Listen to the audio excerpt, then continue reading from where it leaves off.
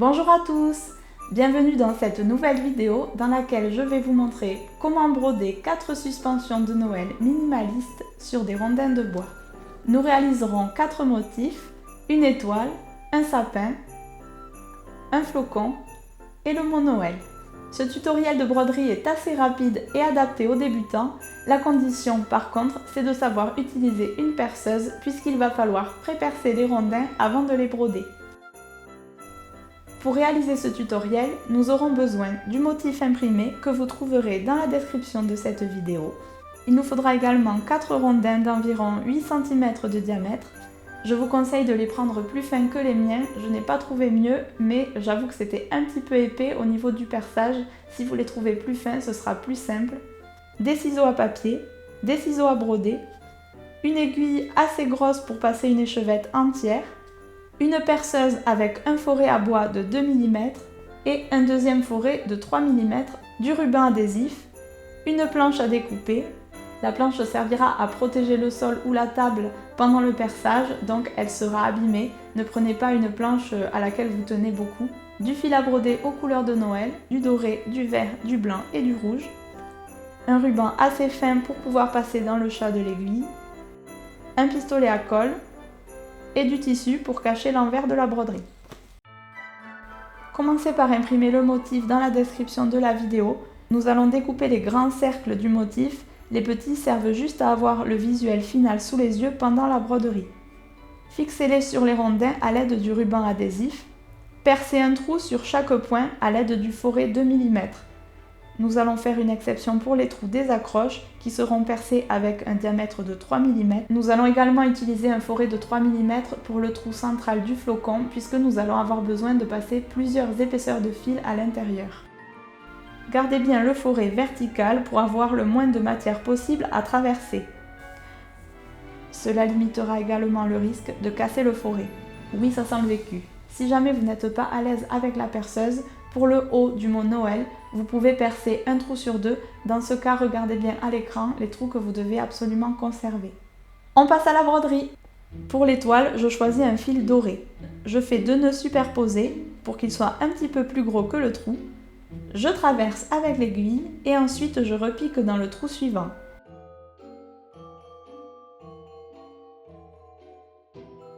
Pour les prochains segments, je vais à chaque fois sortir l'aiguille dans le trou suivant et repiquer dans celui d'avant.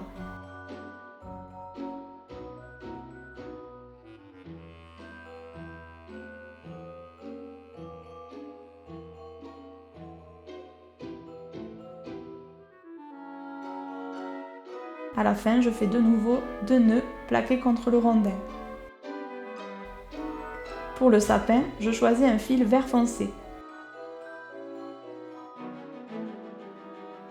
Je commence par broder le tronc et je remonte. Cela permet aux fils horizontaux de cacher certains trous pour un résultat que je trouve plus esthétique.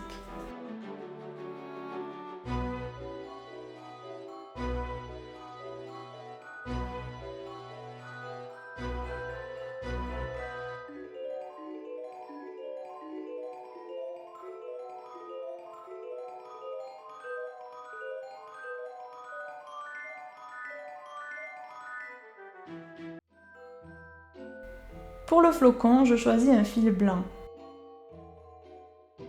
Je commence par les petits segments en sortant à chaque fois l'aiguille aux extrémités et en repiquant vers le segment principal.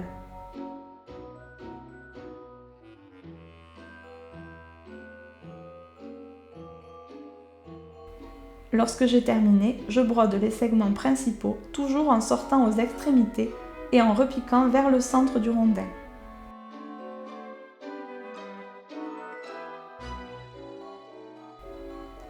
Pour le mot Noël, je choisis un fil différent par lettre et je brode selon le même principe que l'étoile, c'est-à-dire en sortant toujours au trou suivant et en repiquant vers le point précédent.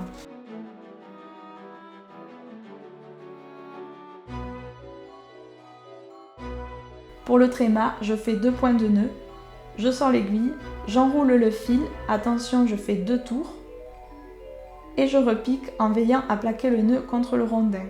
Si vous faites moins que 2 tours, malheureusement le nœud va traverser le trou, donc il faut au moins 2 tours, même 3 si vous voulez, c'est possible.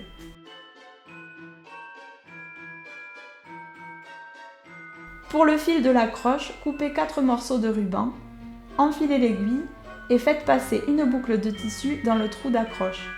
Repassez les extrémités de la ficelle dans la boucle et faites un nœud.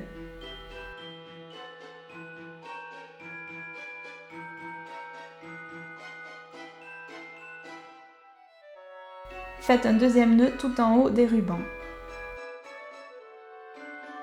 En procédant ainsi, le rondin sera bien de face lorsque vous l'accrocherez au sapin. Pour un résultat plus abouti, nous allons maintenant dissimuler l'envers de la broderie à l'aide de ronds de tissu. Collez-les au pistolet à colle en veillant bien à mettre de la colle jusqu'au bord du tissu afin qu'il ne s'effiloche pas.